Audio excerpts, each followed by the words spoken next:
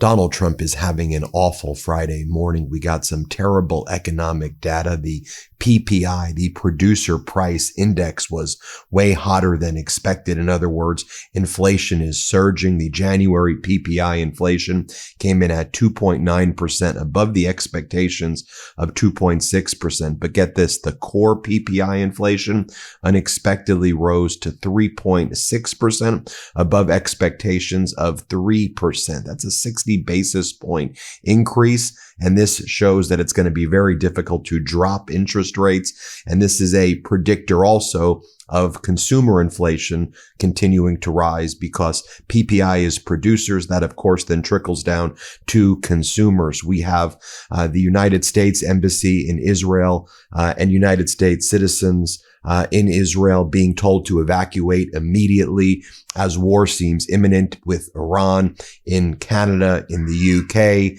in countries across the world right now. They are telling their people, get out of Israel, get out of Iran. War seems to be imminent. You have the U.S. Gerald Ford aircraft carrier heading right now towards Israel and Iran.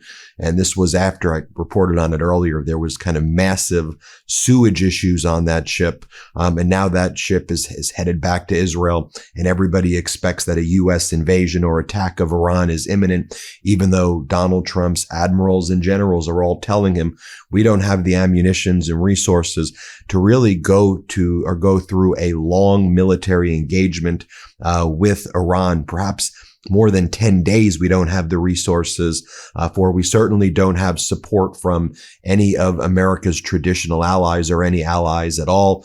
Middle East countries are not willing to step up now to help the United States, and our traditional NATO allies don't want to help the United States. And so America's really going this alone with Israel right now. And I think that's a recipe for disaster. Also, we'll talk about this in a moment as well.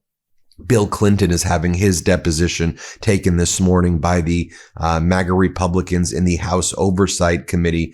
And the MAGA Republicans just held a press conference there. And the Democrats were saying, look, we'll take the depositions of these people, I suppose, but shouldn't we be taking the deposition of Donald Trump, who's like the main character in this cabal, who's the main character in the Epstein files, whose name appears over 38,000 times in the files that have been released, while a massive cover-up still exists with terabytes and terabytes of data still being covered up by this Trump regime, and his name probably appears 1 million times in the documents that haven't been produced publicly, how survivor statements are being covered up and not being produced, including at least one individual who accuses Donald Trump of sexually assaulting her as a minor. What about Howard Lutnick? Why aren't we taking his deposition?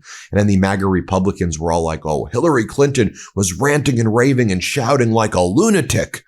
And then the Democrats who are, at Clinton's deposition are like, what are you talking about? That didn't happen. Release the tapes immediately and shut up. Release the video. Hillary Clinton wanted to do her deposition in a public hearing, and MAGA Republicans wanted to keep it private and secret so they could go out and just start to defame her and say, oh, she was ranting and raving and screaming. Just release the video. And it should have been done in public the way Hillary Clinton wanted it to be done in public. So while all of this is going on, what's Donald Trump doing? Donald Trump is making posts like this, saying that people need to be in prison for the 2020 election. Yeah, Donald Trump has been making post after post this morning saying that people need to be in prison for the 2020 election, that Jack Smith, he says, needs to be in prison.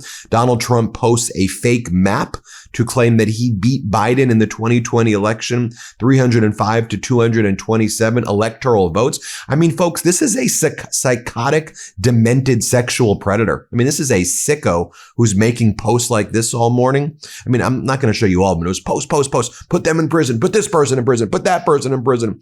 Then he posted a letter from the FTC, and then he made other posts like this saying that, and it's a letter from the FTC to Apple saying that Apple News is biased against Trump and they need to do more pro-Trump articles on Apple News. And that's what Donald Trump's now ordering his FTC to attack Apple so that they do more pro-Trump and pro-MAGA news articles, because they're very biased against the right wing. What are you talking about bias against the right wing?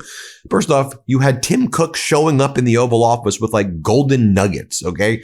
You have all of this corporate news is now controlled by right-wing oligarchs And there is no such thing really as corporate left-wing media. It's all controlled by MAGA anyway. We have Paramount now acquiring Warner Brothers, and Donald Trump was someone who I think was threatening Netflix to get out of their bid as well. And so, but this is what these fascists do. They do this over and over and over again. They whine. They're relentless about this. And they're not going to stop until we, the people, continue to stand up against their fascism. Donald Trump goes, Apple News promotes left-leaning media outlets. And then now that CBS has been turned into state regime media and their hosts praise Donald Trump, they're like, CBS, Donald Trump posts this, CBS raves about Trump's extraordinary State of the Union. And then Donald Trump reposts that. I mean, CBS is state regime media. It is utterly pathetic. It is utterly, it is what it is. Now, Donald Trump, though, is still getting criticism, though, from state regime media, which calls itself Fox, as it relates to, Venezuela. Donald Trump is cozied up right now to Delcy Rodriguez, who is Maduro's number 2. So Delcy Rodriguez is now the authoritarian leader who runs Venezuela. Donald Trump likes Delcy Rodriguez because she lets him sell Venezuelan oil for himself to his right-wing oligarch buddies. He then takes the money and puts it in a Qatari bank account that he set up for himself outside of the United States government. This is the Trump Qatari bank account where this oil money's going that's being sold from Venezuela. And as our editor-in-chief, Ron Filipkowski, goes, well, who could have predicted this was going to happen? I did relentlessly. South Florida Republicans and Rick Scott have been lying to their constituents about this. Trump doesn't care about Venezuelans. He wants to steal their oil and destroy their fishing industry. And here you have Rachel Campos Duffy, and she's the wife of Sean Duffy from the Real World Road Rules Challenge, who's the transportation secretary. And she says that every time Donald Trump praises Delcy Rodriguez, the authoritarian leader in Venezuela, who hates the democracy movement in South Florida, wants to kill those people. She goes, Donald Trump's losing support in South Florida by supporting basically an extension of the Maduro regime. Here, play this clip of what she said. Charlie, yes, but I do want to bring up Venezuela because it's very important. We're getting a little too cozy with Delcy Rodriguez. This is a hardcore communist. She can never be trusted. The sooner we move to free and fair elections, the better for us. She is detested by the Venezuelan people. Maria Corina will win that election, and we will have an actual ally like we do in Argentina, Chile, and Bolivia to handle the situation with the Chinese. One last thing. I am coming to you right now from Miami.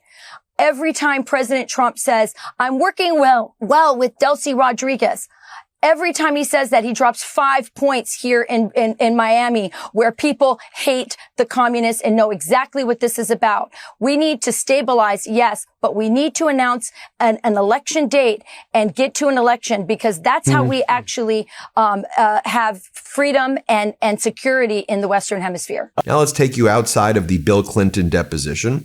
Here is what Nancy Mace, MAGA Republican Congresswoman, said about Hillary Clinton's deposition, that she was unhinged, she was yelling, she was screaming. I bet you she wasn't doing any of that. Just release the video. The video of Hillary Clinton's deposition should have been released yesterday. Hillary Clinton requested a public hearing, and Republicans rejected that so that they can say things like this. Oh, she was screaming. Let's just see it. Let's watch what happened. And why were you even taking Hillary Clinton's deposition? She's not even in the files anywhere. Because she's Bill Clinton's wife? Is that the standard? Melania is actually in the files. Ghislaine Maxwell called Melania sweet pea, and Melania praised the New York Magazine article where Donald Trump said that Epstein likes girls on the younger side. Play this clip right here of Nancy Mace. Let's play it. We'll keep you updated, and we appreciate everyone being here and look forward to updating you throughout the day. Ms. Mace, what do you mean that Hillary Clinton was screaming? She was unhinged. I hope that President Clinton is less unhinged today than his wife was yesterday. You'll see it. Why do you think she had a relationship? Say again? Why do you think she had a relationship? Well, he was basically instrumental, for his words, and I think you'll find out from Clinton today in sending up the Clinton approval. Congressman, who's the ally you were referring to? Who's the ally? Here's what the ranking member of the Democrat House Oversight Committee, Congressmember Garcia, had to say about that. Let's play it. Mr. Ranking Member, just a short time ago, your Republican colleagues said some type of exchange yesterday with the secretary where she was screaming. What is your characterization of what happened? I hope that the Republicans release the actual video unedited immediately, because to say that the secretary was screaming, I think is beyond mischaracterization. What happened yesterday was a disgrace. To be asking about UFOs, Pizzagate, conspiracy theories, you yourself are going to see the types of questions that she was asked to defend her husband, not directly to her, not information about her. I think they need to release the videos right now. You should all be let. Who asked about Pizzagate? Who asked about Pizzagate? I think Congresswoman Ansari is a superstar, Democratic Congresswoman. Here's what she had to say. Let's play it. Further, we need to investigate the ongoing White House cover-up. We know that the Department of Justice has been withholding files. They have been making illegal redactions.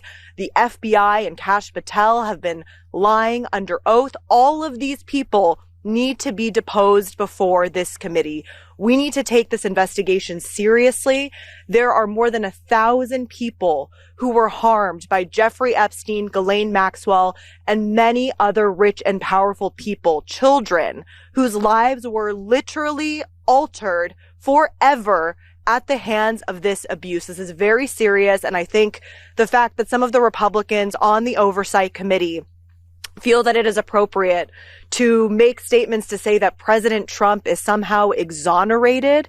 Congresswoman Anna Paulina Luna said this last night. That is the most outrageous thing that I have ever heard. Donald Trump needs to come before this committee, and we will not stop fighting until we get the truth and there's accountability and justice for the survivors. And here's Democratic Congressmember Frost. Here's what he had to say. Thank you so much. Today we're here to conduct a serious investigation, and it is obvious that our Republican colleagues, at least yesterday, were not here to do the same thing. We've said it many times and we'll continue to say it again. We will hear from anyone. We don't care who you are. We just want the truth. All of us have met with the survivors. All of us looked them in the eyes and promised them that we would see this thing through the end and do it in a serious way. Asking questions about UAPs, UFOs, as interested as I am in the subject too, it has nothing to do with this investigation. Don't waste our time. Don't waste the time of survivors who have been waiting and waiting for justice. Now, finally, the government is paying attention. Members of Congress are paying attention. Stay focused on the matter at hand.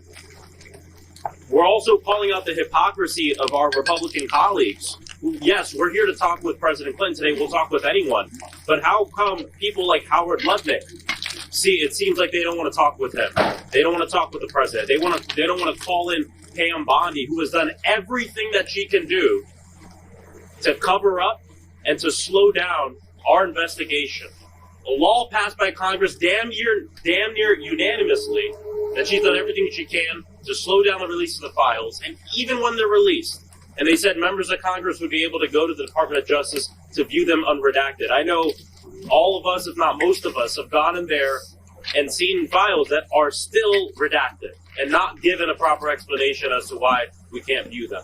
We know the Department of Justice has deleted things having to do with Donald Trump, has deleted things having to do with Howard Lutnick and people connected to the administration.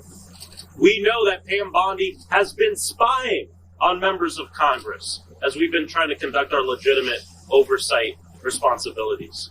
So we're here to see this through. We're here because we know that this is about justice for the survivors, but justice also means that this never happens again. Also, I'm not sure if you've seen this one circulating. This is Lauren Boebert, who was asked to define inflation on Piers Morgan, and this did not go well. Let's play this clip. What is inflation? Well, inflation is when the price of things is over is too expensive because of the federal government really squandering the tax dollars. So you have the Green New Scam, hundreds of billions of dollars spent there to provide affordable energy, and it was not affordable. It was never free. It was never discounted. Okay, yeah. That money was taken from the American people yeah, I don't wanna, and forced into the system. It wasn't a free market decision. And finally, what Donald Trump says that everybody needs to be focusing on right now is that corporate news needs to make people do the Pledge of Allegiance at the beginning of their broadcasts. And so you have FCC Chair Brendan Carr going on and talking about how, and this is what State Regime Media is talking about, we need to launch the Pledge of Allegiance every morning and do patriotic patriotic Trump propaganda. Here, play this clip. Fair point. Meanwhile, America is approaching its 250th birthday. Many patriots are seeking ways to celebrate the patriotism now spreading to on-air broadcasts. Mr. Chairman, you announced your Pledge America campaign, encouraging broadcasters to air more pro-America content, such as starting each day with the Star-Spangled Banner or the Pledge of Allegiance. Tell us more. What kind of a response are you getting? We're in the midst of a great period of time here in D.C., a great revival, a golden age. Just this week, we had the State of the Union where President Trump, truly the political colossus of our time, showed the American people exactly why he's delivering these great results. Prices are down. Broadband prices are down 8 to 9%. Cell phone prices are down off Biden-era highs. And we're launching a Pledge America campaign at the FCC, which allows broadcasters to air pro-America patriotic programming to celebrate the country's 250th birthday. Well, there you have it, folks. Let me know what you think. Let's hit subscribe. Let's get to 6 million, 7 million subscribers. Thanks for watching. Want to stay plugged in? Become a subscriber to our Substack at MeidasPlus.com. You'll get daily recaps from Ron Filipkowski, ad-free episodes of our podcast, and more exclusive content only available at MeidasPlus.com.